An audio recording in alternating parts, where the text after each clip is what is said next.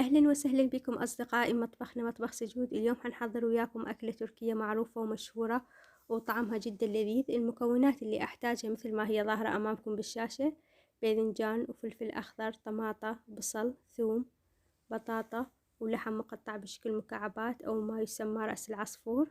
هسه نجي طريقة التحضير. بسم الله الرحمن الرحيم. نقطع الباذنجان بشكل مكعبات،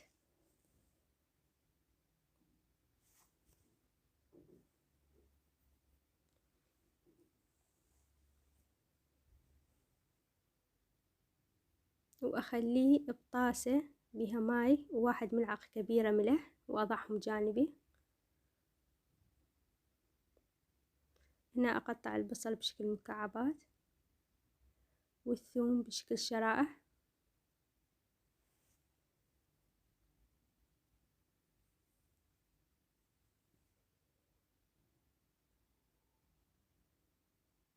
والطماطة أقطعها بشكل مكعبات،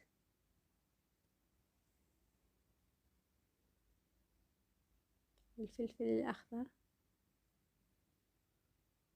البطاطا. هنا أضيف الخضروات اللي قطعتها بشكل مكعبات بالبايركس، وكذلك رأس العصفور.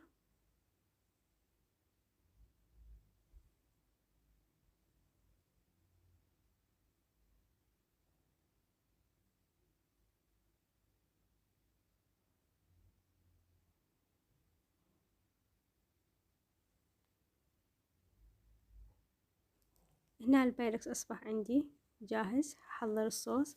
المكونات اللي أحتاجها لعمل الصوص: واحد ملعقة كبيرة معجون طماطة، وواحد ملعقة كبيرة معجون فلفل.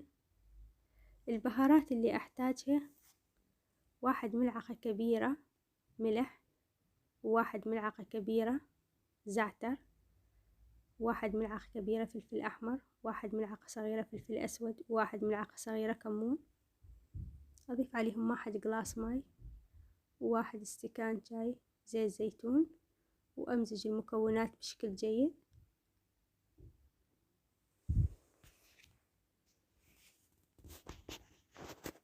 وأضيفهم على البايركس اللي أنا مجهزته.